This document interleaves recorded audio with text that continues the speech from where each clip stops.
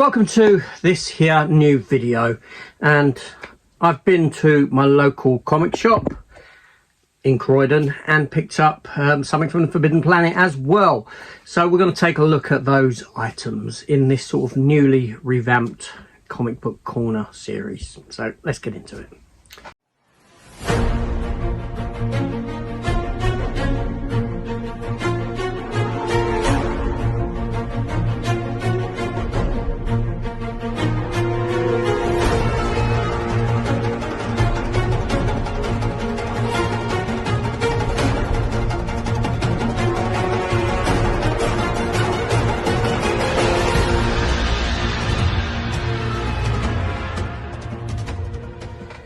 Hello everyone, welcome back. Yes, so Comic Book Corner is a video that I've done Comic Book Corner for some time, and this is still Comic Book Corner essentially, but I'm going to call it, rebrand it, new thumbnails from the Comic Book Store, something like that. I haven't done the thumbnail yet, but I'm working on it. So basically it's just a chance to take a look at what I've picked up over the past week when I went to the comic shop on my last visit, which was a couple of days ago.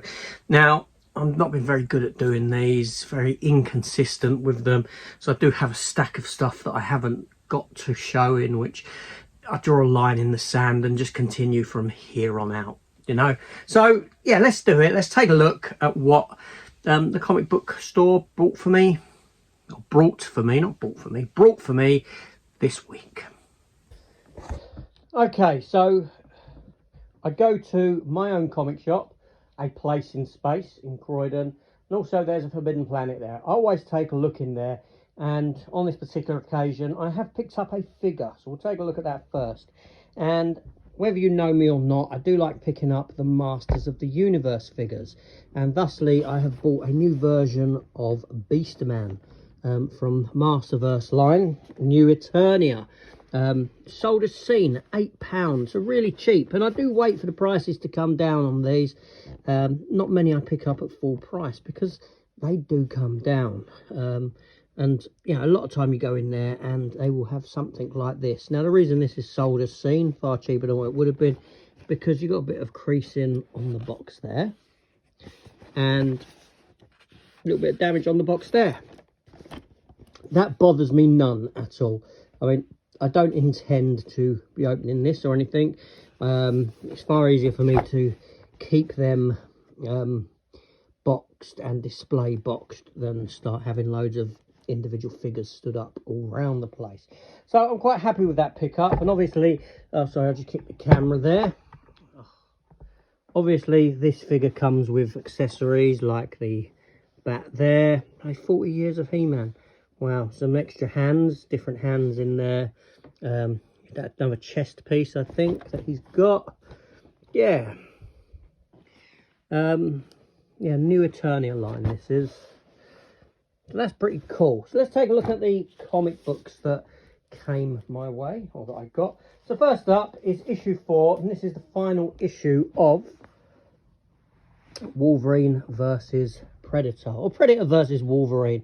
Marvel's first foray into a team-up, or well, it's a versus, it ain't a team-up, between Wolverine and the titular hunter from the Predator movie series. Yeah, so 4 issues. I'm pretty sure that a trade paperback version will be coming pretty soon as well. Obviously, I haven't read any of these comics yet. It'll be interesting to see who the Predator goes up against next. Who would you like to see the Predator fight out of the pantheon of Marvel characters? I mean, Kraven the Hunter is an obvious choice, and I'd love to see him go up against Frank Castle the Punisher, but that's not going to happen given that Marvel doesn't like the Punisher at the moment. So here we have the latest issue. Okay, and here we have the latest issue of Red Sonja, issue 6 of the current run. Obviously, we should have a film coming soon, shouldn't we? It's been in production hell for God knows how long. At one point, Rose McGowan was linked some time ago. Yeah, Keeping with that photo variant cover, cosplay photo, we have Vampirella, issue 4 of Dead Flowers. What's a Vampirella without a photo variant cover? It's nothing. But no, to be fair, some of the cover art on these are pretty good. You know, not bad. Elvira, James Bond comics. I don't read James Bond comics. And we have issue 3 from Dynamite Comics, Army of Darkness Forever. Yeah, I like what the Army of Darkness comics have done. I like the sort of world that has been opened up within them. What they've done with the character of Ash.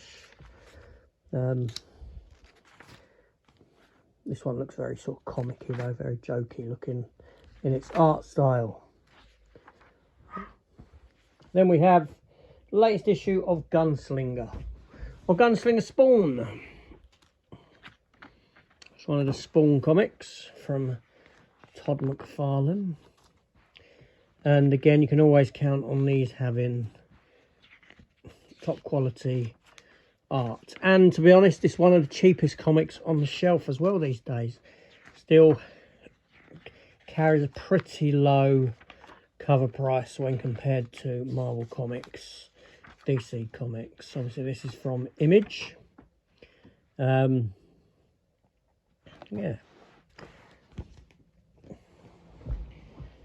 What else do we have here? We have issue 2 of Spider-Woman. Now the thing with Marvel is they end one series of comics and then they restart again not long after, same character, with an issue 1 again, because issue 1 always generates a higher sale. So people jump on if it's an issue 1. Marvel generally go about 12, 15 issues, cancel, back to an issue 1. Yeah. Jessica Drew, Spider-Woman. It's a classic costume as well. And then we have issue 3, again restarted because the run finished before, of She-Hulk. You know, the comic of the TV show that everyone loved. No, to be fair, I always say the TV show was a decent comic on screen, in a sense. It was a good adaptation of the She-Hulk comics. Unfortunately, if you don't know that, then it's not going to work for you. But, you know, aside from some dodgy CGI, what if Venom? I actually didn't mind it because I read the comics, so I know. Then we have Batman, Batman Beyond, Neo Gothic, issue 6 from DC.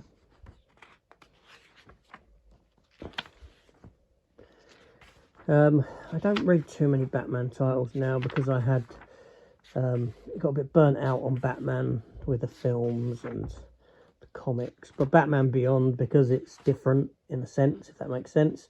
It's not Bruce Wayne Batman. I'll read it. Issue 4 cover there for Godzilla versus Kong. I do get those. Well, Godzilla versus Kong, and so Justice League versus Godzilla and Kong. Then we have new issue 1 for Spider-Man 2099. Spider-Man 2099, Miguel O'Hara. This one is Beware the Zombie of 2099. I do like the character of Spider-Man 2099.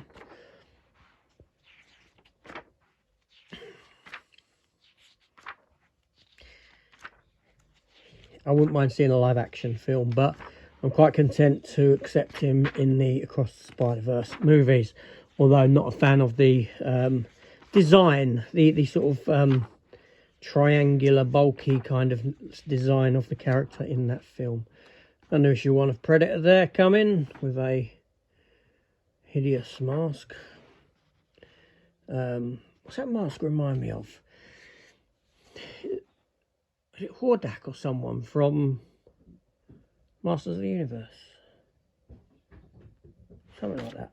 Anyway, and the last pickup is issue number, what is this? Issue 4 of Power Girl from DC.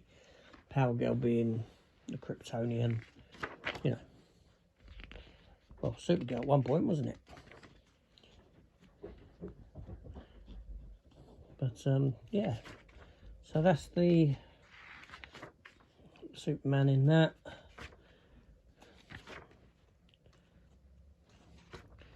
And that's the last pickup of the week. And there we go. Okay, so they're the latest pickups for the week. I don't know whether I'll be going back down the comic shop this week coming or give it 2 weeks. But I'll try and do an update, pickup update every time I go now. And just make it a bit more frequent than what it was. So anyway, thanks for watching, and I'll see you on the next one. Take care all, goodbye.